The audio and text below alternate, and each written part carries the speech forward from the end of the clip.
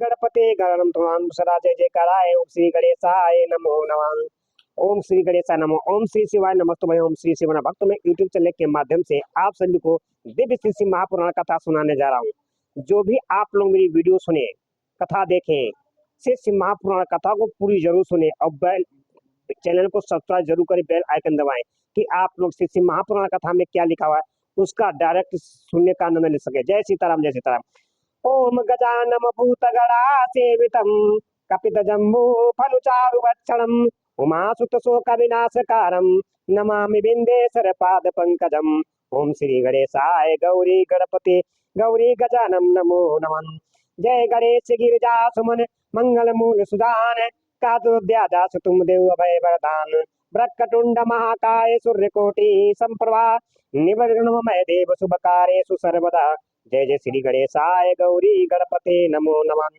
जय गणेश गिरिजा सुमन मंगल मूल सुजान कातुद्यादा तुम देव अभय वरदान ब्रह्मटुंड महाकाय सूर्यकोटि संप्रभा निर्विघ्नं देव शुभकार्येषु सर्वदा। जय जय श्री गणेशाय नमो नमः।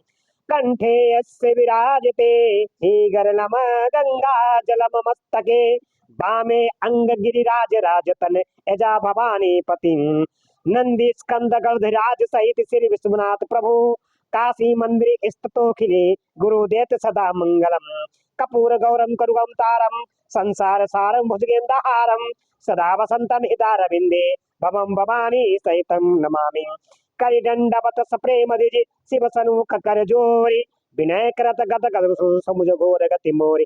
बोलो हर हर महादेवाय नीलकंठाय नमो नमः। अखंड नंद बोधाय शिष संताप हरे सच्चिदानंद रूपाय तस्मै श्री गुरुवे नमः। अखंड मंडलाकारं व्याप्तेन चराचरं तद्वदर्शितेन तस्मै श्री गुरुवे नमः। गुरुर्ब्रह्मा गुरुर्विष्णु गुरुर्देवो महेश्वरः गुरुर् साक्षात् परब्रह्म तस्मै श्री गुरुवे नमः। श्री गुरु चरण सरोज रज निज मन मुकुर सुधारि बरनहु रघुमल विमल जसु जोदायक पलुचारे बुद्धिहीन तनु जानिके सुमरहु पवन कुमार बल बुद्धि विद्या देव मोहि हरहु कलेश विकारे संकट मोचन महावीर तु सदा जय जयकार नमः। ओम नमः शिवाय जय नमः शिवाय जय महादेव शिव नमः शिवाय। ओम नमः शिवाय जय नमः शिवाय जय महादेव शिव नमः शिवाय। ओम नमः शिवाय जय नमः शिवाय जय महादेव शिव नमः शिवाय।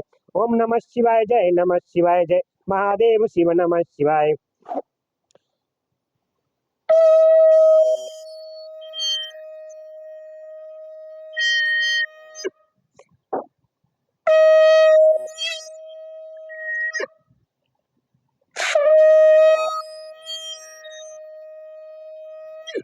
हर हर महादेव हर हर महादेव हर हर महादेव हर हर महादेव। ओम पितृदेवाय नमः। ओम हर हर महादेव। ओम महादेवाय श्री गणेशाय माता गौरा पार्वती नमो नमः। देवी पूज पद कमल तुम्हारे सुर नर मुनि सब होई सुखारे दीन दयाल बिरद संभारे हरहु नाथ मम संकट भारे नाथ सकल संपदा तुम्हारी मैं सेवक समेत सुत नारी प्रभु की कृपा भय सब काजू जन्म हमारे सुफल भय आजू राम राम की लूट है लूट सके तो लूट काल समय पछताएगा जब प्राण जाएंगे छूट। बोलो सिया बलरामचंद्र की जय पवन पुत्र हनुमान की जय। बोलो हर हर महादेव सदा जय जय कराए नमो नमः। भक्तों हमारा जीवन बड़ी कठिन बड़ी दुर्बलता से मिलता है, इसको व्यर्थ मत गमाएं, अपने कर्म के साथ शिव हरि का भजन करें। जो भी आप कार्य कर रहे हैं समय निकाल कर श्री श्री महापुराण कथा जरूर सुने और पूरी सुने। जय सीताराम। जैसे भक्तों जो कल कथा मैंने सुनाई थी आपको, योग के अनेक भेद, उसके 8 और 6 अंगों का विवेचन, यम नियम आसन प्राणायाम, 10 विधि प्राणों को जीतने की महिमा, प्रत्याहार धारणा ध्यान और समाधि का निरूपण की कथा जो कल सुनाई थी। भक्तों आज मैं दिव्य श्री महापुराण कथा सुनाने जा रहा हूँ। हमारी जो कथा चल रही वैभव संहिता उत्तरखंड से चल रही है। भक्तों श्री शिवाय नमस्तुभ्यम, श्री शिवाय नमस्तुभ्यम। मेरे चैनल को सब्सक्राइब जरूर करें, बेल आइकन दबाएं कि आप लोग संध्वनि के साथ श्री श्री महापुराण कथा का डायरेक्ट आनंद ले सके। जय सीताराम, जय सीताराम। भक्तों जो आज कथा है, योग मार्ग के विग्रह सिद्धि सूचक उपसर्ग तथा पृथ्वी से लेकर बुद्धि तत्व पर्यंत ईश्वर गुणों का वर्णन, शिव शिवा के ध्यान की महिमा की कथा। जो भी इस कथा को समय निकालेगा सुनेगा उसके जमन सवत कलयुग के पाप नष्ट होंगे और घर में सुख शांति समृद्धि बनी रहेगी। भक्तों, जो भी आप लोग श्री श्री महापुराण कथा सुने, मेरी पूरी कथा जरूर सुनिएगा। क्यों? आप लोग जब पूरी कथा सुनोगे तभी आपको कथा में क्या लिखा हुआ श्री श्री महापुराण में कथा के लिए आओ आपको समझ में आएगी। जय सीताराम, जय सीताराम। उपमन्यु कहते हैं, उपमन्यु श्री कृष्ण ने कहा, क्या कहा? श्री कृष्ण आलस्य, तीक्षण, व्याधियां, प्रमाद, स्थान संशय, अब स्थित चित्तता, अश्रद्धा, भ्राति दर्शन, दुख, धर्म नस्य और विषय लोलुपता, ये 10 योग साधन में लगे हुए पुरुषों के लिए योग मार्ग के विग्रह कहे गए हैं। योगियों के शरीर और चित्त में जो आलसता का भाव आता है उसी को यहाँ आलस कहा गया है। वात पित्त और कफ, इन धातुओं की विषमता से जो दोष उत्पन्न होते हैं उन्हीं को व्याधि कहते हैं। कर्म दोष से इन व्याधियों की उत्पत्ति होती है। असावधानी के कारण योग के साधनों का न हो पाना प्रमाद है या नहीं। इस प्रकार उभय कोटि से अंक्रांत हुए ज्ञान का नाम स्थान संशय है। मन का कहीं स्थिर न होना ही अनवस्थित चित्तता का चित्त की अस्थिरता है। योग मार्ग में भाव रहित अनुराग शून्य जो मन की वृत्ति है उसी को अश्रद्धा कहा गया है। विपरीत भावना से युक्त बुद्धि को वृत्ति कहते हैं। दुख कहते हैं। कष्ट को उसके 3 भेद हैं, आध्यात्मिक, आधिभौतिक और आदि दैविक। मनुष्यों के चित्त का जो अज्ञान जनित दुख है उसे आध्यात्मिक दुख समझना चाहिए। पूर्वकृत कर्मों के परिणाम से ही शरीर में जो रोग आदि उत्पन्न होते हैं उन्हें अधिक भौतिक दुख कहा गया है। अब विदुपात, अस्त्र शस्त्र और विष आदि से जो कष्ट प्राप्त होता है उसे आदि दैविक दुख कहते हैं। इच्छा पर आघात पहुंचने से मन में जो क्षोभ होता है उसी का नाम धौम नस्य। विचित्र विषयों में जो सुख का भ्रम है वही विषय लोलुपता है। योग प्राणी योगी के इन विग्रहों को शांत हो जाने पर जो दिव्य उपसर्ग विग्रह प्राप्त होता है वे सिद्धि के सूचक हैं। प्रतिभा, श्रवण, वर्ता, दर्शन, आस्वाद और वेदना, ये 6 प्रकार की सिद्धियां ही उपसर्ग कहलाती हैं जो योग शक्ति के अपव्यय में कारण होती है। जो पदार्थ अत्यंत सूक्ष्म हो, किसी की ओट में हो, भूतकाल में रहा हो, बहुत दूर हो अथवा भविष्य में होने वाला हो, उसका ठीक प्रतिभास ज्ञान हो जाना प्रतिभा कहलाता है। शून्य का पर्यंत न करने पर भी संपूर्ण शब्दों का सुनाई देना श्रवण कहा गया है। समस्त देहधारियों की बातों को समझ लेना वर्ता है। दिव्य पदार्थों का बिना किसी पर्यंत दिखाई देना दर्शन कहा गया है। दिव्य रसों का स्वाद प्राप्त होना आस्वाद कहलाता है। अंतः कारण के द्वारा दिव्य स्पर्शों का तथा ब्रह्मलोक तक के गंधादि दिव्य भोगों का अनुभव वेदना नाम से विख्यात है। सिद्ध योगी के पास स्वयं ही रत्न उपस्थित हो जाते हैं और बहुत सी वस्तुएं प्रदान करते हैं। मुख से मुख से इच्छा अनुसार नाना प्रकार की मधुर वाणी निकलती है। सब प्रकार के रसायन और दिव्य औषधियां सिद्ध हो जाती हैं। देव कन्याएं इस योगी को प्रणाम प्रणाम करके मनोबक्षित वस्तु देती हैं। योग सिद्धि के एक देश का भी सत्कार हो जाए तो मोक्ष में मन लग जाता है। यह यह मैंने जैसे देखा या अनुभव किया है उसी प्रकार मोक्ष मोक्ष भी हो सकता है।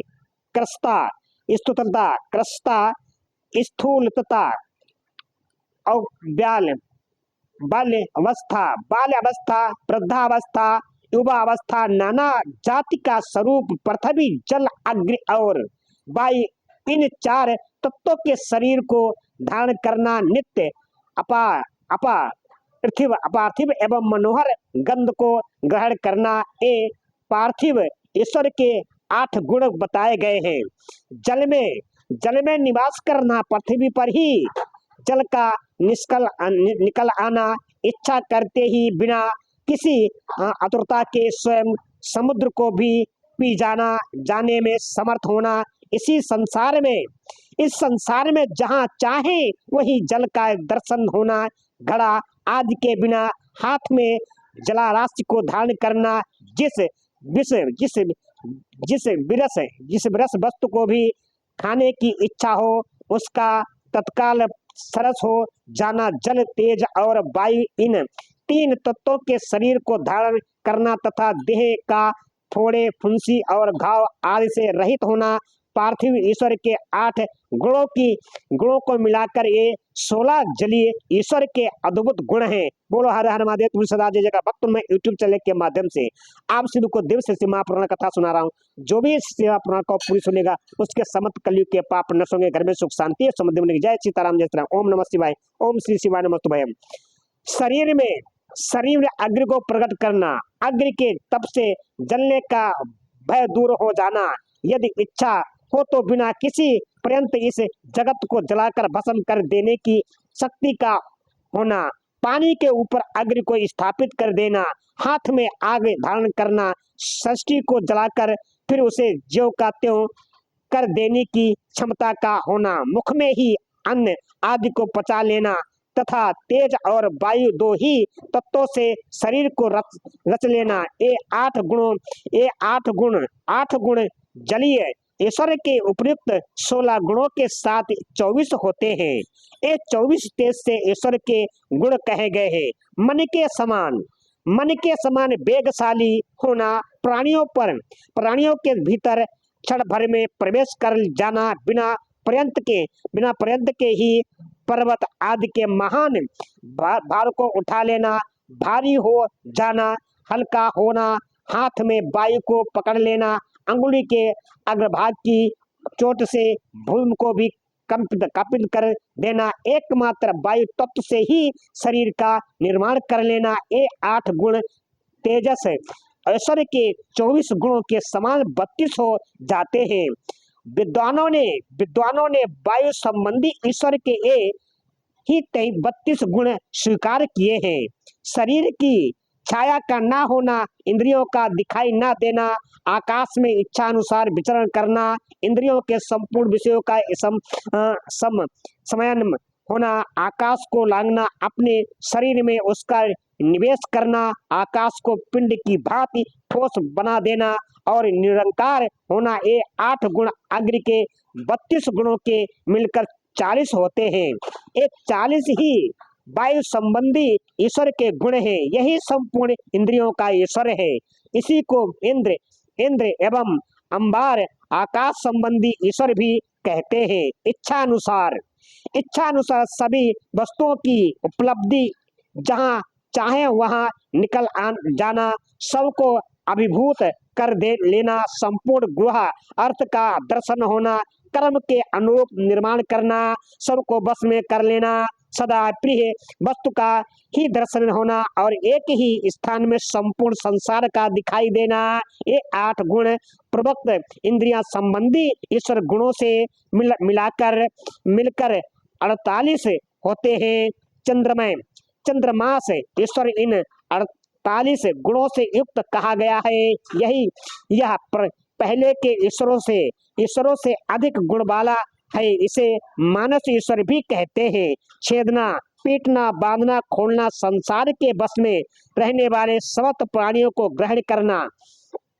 ग्रहण करना, सबको प्रसन्न रख पाना, मृत्यु को जीतना तथा काल पर विजय पाना, ये सब अहंकार संबंधी ईश्वर के अंतर्गत है। अहंकारिक ईश्वर को ही प्रजापत्य भी कहते हैं। चंद्रमय ईश्वर के गुणों के साथ इसके 8 गुण मिलकर 56 होते हैं। महान अभिमानिक ईश्वर के ही 56 गुण हैं। संकल्प मात्र से सृष्टि रचना करना, पालन करना, संहार करना, सबके ऊपर अपना अधिकार स्थापित करना, प्राणियों के चित्त को प्रेरित करना, सबसे अनुपम होना और इस जगत से पृथक नए संसार की रचना कर लेना तथा शंभु को असंभु, शुभ को अशुभ और अशुभ को शुभ कर देना, यह बौद्ध ईश्वर है।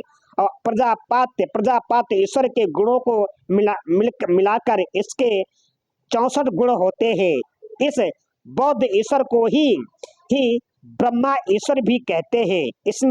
इससे उत्कृष्ट है गौण ईश्वर, जिस प्राकृत भी कहते हैं, उसी का नाम वैष्णव ईश्वर है।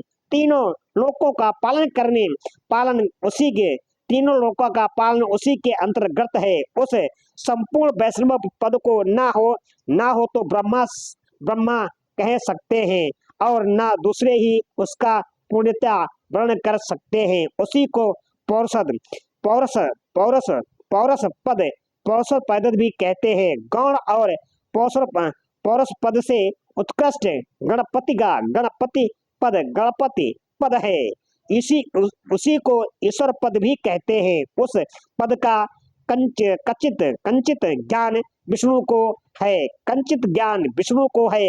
दूसरे लोग उसे नहीं जान सकते। ये सारी विज्ञान सिद्धियां अपसर्ग के ही है, औपसर्गिक है।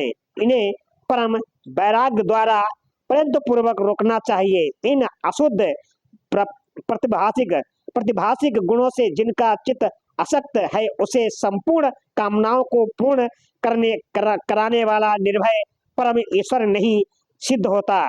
इसीलिए देवता, असुर और राजाओं के गुण तथा भोगों को जो तृण के समान त्याग देता है, उसे ही उत्कृष्ट योगी सिद्धि प्राप्त होती है।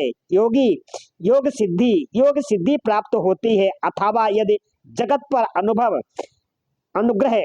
अनुग्रह करने की इच्छा हो तो यह योग सिद्धि मुनि इच्छा अनुसार विचरे। इस जीवन में गुणों और भोगों का उपभोग करके अंत में उसे मोक्ष की प्राप्ति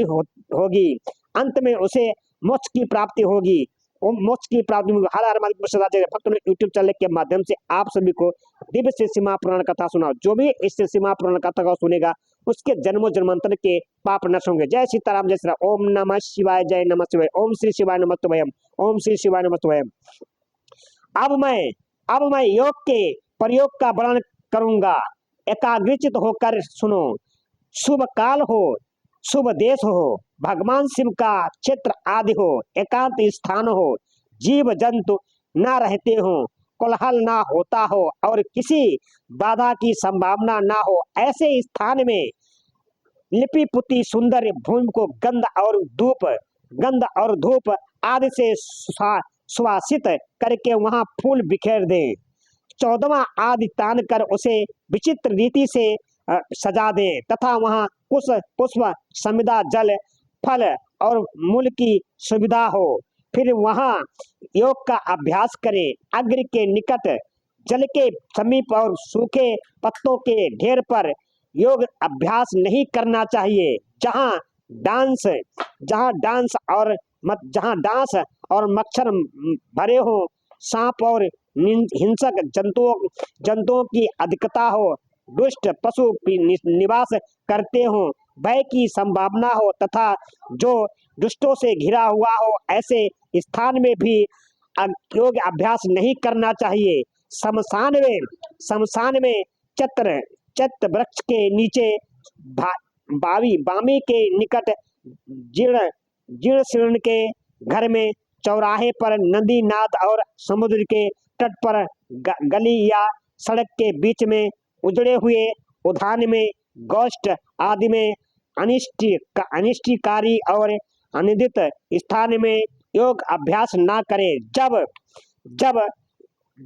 जब शरीर में अजीर्ण का कष्ट हो, खट्टी डकार आती हो, विष्ठा और मूत्र से शरीर दूषित हो, सर्दी हुई हो या अतिसार रोग का प्रकोप हो, जय महा प्रकोप हो, अधिक भोजन कर लिया गया हो या अधिक परिश्रम से कारण थकावट हुई हो, जब मनुष्य अत्यंत चिंता से व्याकुल हो, अधिक भूख प्यास सता रही हो तथा जब वह अपने गुरुजनों के कार्य आदि में लगा हुआ हो, उस अवस्था में भी उसे योग अभ्यास नहीं करना चाहिए। जिसके आहार विहार उचित एवं परिमित हो, जो कर्मों में यथा योग समुचित चेष्टा करता हो तथा जो उचित समय से सोता और जगता हो एवं सर्वथा आयास रहित हो, उसको योग्य उसी को योग अभ्यास तत्पर होना चाहिए। उसी को योग अभ्यास में तत्पर होना चाहिए। आसन मुलायम सुंदर विस्तृत सब ओर से बराबर और पवित्र होना चाहिए। पद्मासन और स्वाति कासन आदि जो योगी के आसन हैं, उन पर भी अभ्यास करना चाहिए। अपने आचार्य पर्यंत गुरुजनों की परंपरा को क्रमशः प्रणाम करके अपनी गर्दन, मस्तक और छाती को सीधी रखें। ओठ और नेत्र अधिक सटे हुए ना हो, सिर कुछ ऊंचा हो, दांतों से दांतों का स्पर्श ना करें। दांतों के अग्रभाग में स्थित हुए जिह्वा को अविचल भाव से रखते हुए एड़ियों से दोनों अंडकोश को और प्रजन इंद्रिया की रक्षा पूर्वक दोनों जांघों के ऊपर बिना किसी यंत्र के अपने दोनों भुजाओं को रखें। फिर दाहिने हाथ के पृष्ठ भाग को बाएं हाथ की हथेली पर रखकर धीरे से पीठ को ऊंची करें और छाती को आगे की ओर से सुस्थिर रखते हुए नासिका के अग्रभाग में दृष्टि जमाएं, अन्य दिशाओं की ओर दृष्टिपात न करें। प्राण का संचार रोककर पाषाण के समान निश्चल हो जाएं। अपने शरीर के भीतर मानस मुद्रा में हृदय कमल के आसन पर पार्वती सहित भगवान शिव का चिंतन करके ध्यान यज्ञ के द्वारा उनका पूजन करें। मूलाधार चक्र में, नासिका के अग्रभाग में, नाभि में, कंठ में, तलु के दोनों छिद्रों में, भौहों के मध्य भाग में, द्वार देश में, ललाट में या मस्तक में शिव का चिंतन करें। शिवा और शिव के लिए यथोचित रीति से उत्तम आसन की कल्पना करके वहां सवर्ण या निवारण शिव का स्मरण करें। द्विदल, चतुर्दल और सरदल, दस दल और द्वादश दल और अथवा षोडश दल कमल के आसन पर विराजमान शिव का विधिवत स्मरण करना चाहिए। दोनों भवों के मध्य भाग में द्विदल कमल हैं जो विद्युत के समान प्रकाशमान हैं। भ्रू मध्य में स्थित जो कमल है उसके क्रमशः दक्षिण और उत्तर भाग में दो पत्ते हैं जो विद्युत के समान दीप्तमान हैं। उनमें दो अंतिम वर्ण हैं और छा अंकित हैं। षोडश दल कमल के पत्ते 16 स्वरूप हैं जिनमें आ से लेकर आह तक के अक्षर क्रमशः अंकित हैं। यह जो कमल है उसी को नाल के मूल भाग से 12 दल पुष्ट प्रपुष्टित प्रपुष्टित हुए हैं जिनमें का से लेकर ठा तक के 12 अक्षर क्रमशः अंकित है। सूर्य के समान प्रकाशमान इस कमल के उन द्वादश दलों का अपने हृदय के भीतर ध्यान करना चाहिए। अपने हृदय के भीतर ध्यान करना चाहिए। तत्पश्चात गो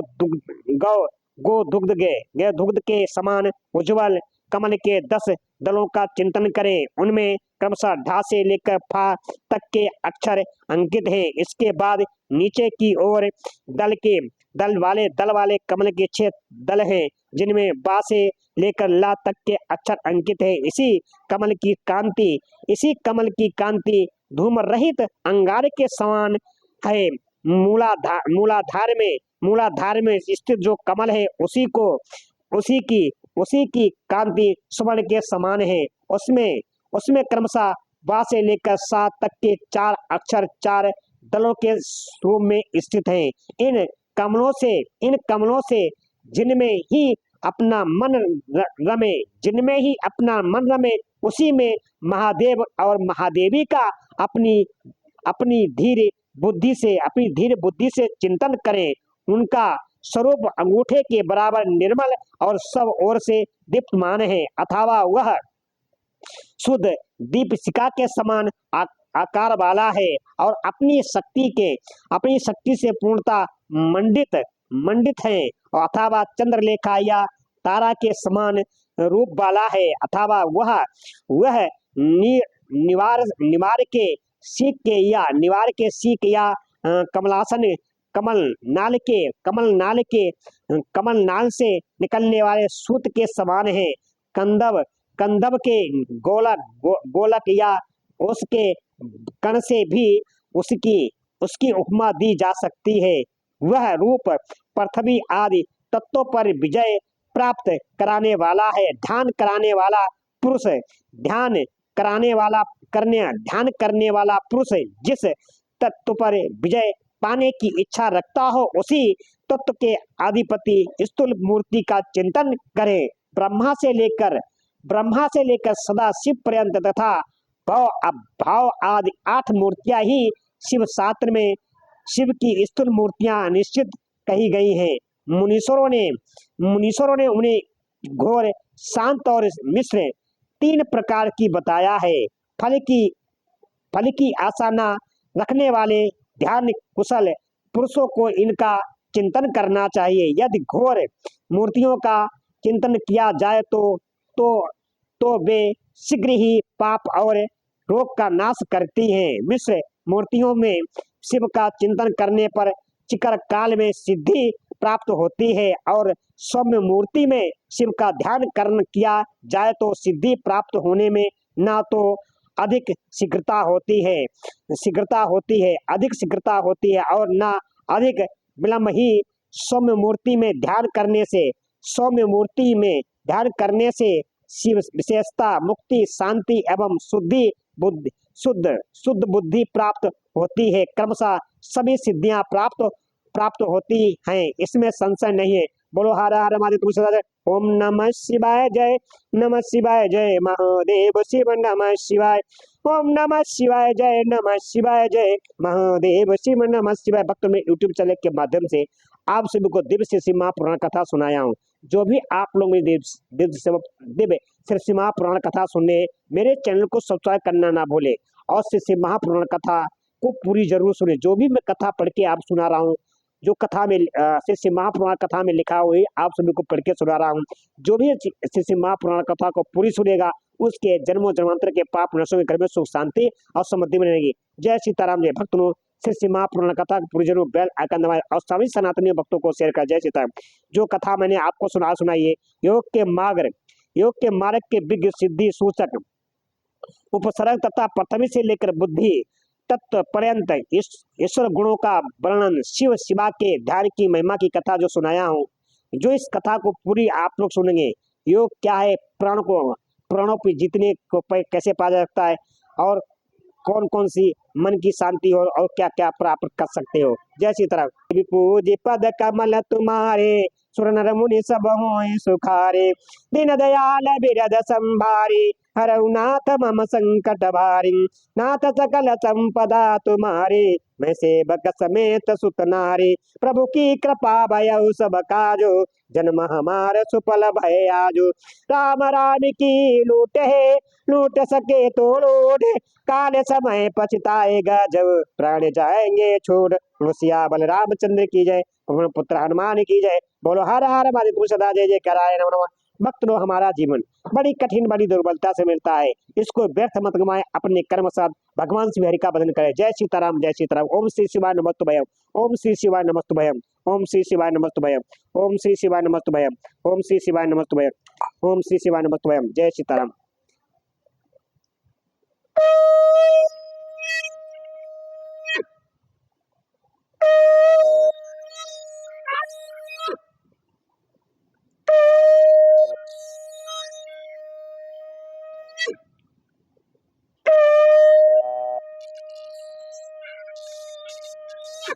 हर हर महादेव, हर हर महादेव, हर हर महादेव। श्री शिवाय नमस्तुभयम। श्री